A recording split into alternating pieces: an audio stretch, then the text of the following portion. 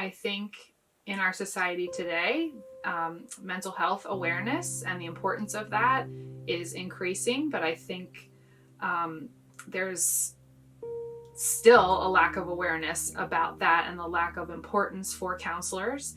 And that is evident in those statistics about the counseling programs being cut. The rumblings around the county are all very similar to what we're experiencing.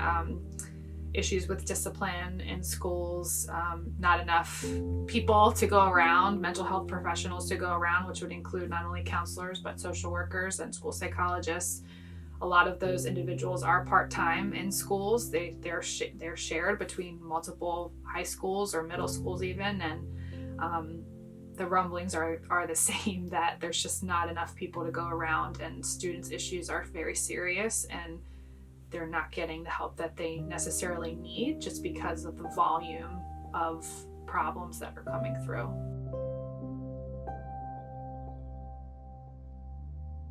In terms of counselors, I mean, the kids have a lot of emotional needs, and if they're not emotionally ready for learning, not having those services there, it's just another layer on why the kids aren't going to learn. Recently, over the past few years, I've been seeing a lot of kids at a very young age who can't regulate themselves.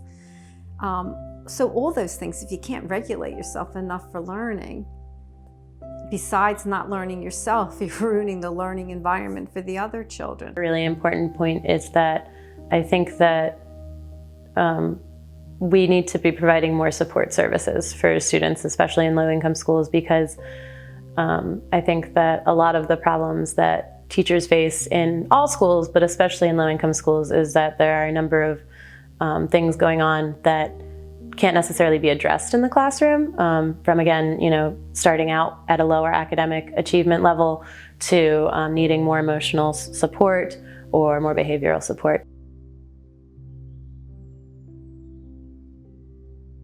I think it's around 250 to 1 is what the recommendation is, and the average is 450-ish to 1. We have about 2,000 students in our high school, and we have 5 full-time counselors who have a caseload of about 400 students. I do not have a specific caseload because I supplement what the other counselors do. In the elementary school that I was in, there were about 900 students, and there were only 2 of us. So 450 students to 2 counselors. And the problems in elementary school are just as big, and they're just starting usually for some students. So it's in my opinion, even more important to have more counselors in there. What happens a lot of the time, and I've seen this countless times, is that in schools where they're unable to get substitute coverage, they will pull support professionals from other positions in order to provide that coverage.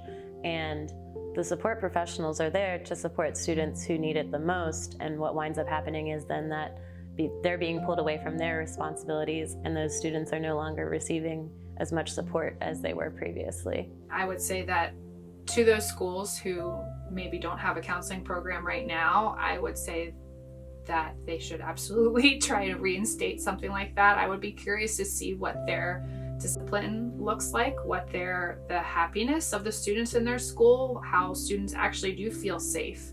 Do they feel like they have a person who cares about them? Do they feel like they have someone who advocates for them and believes in them?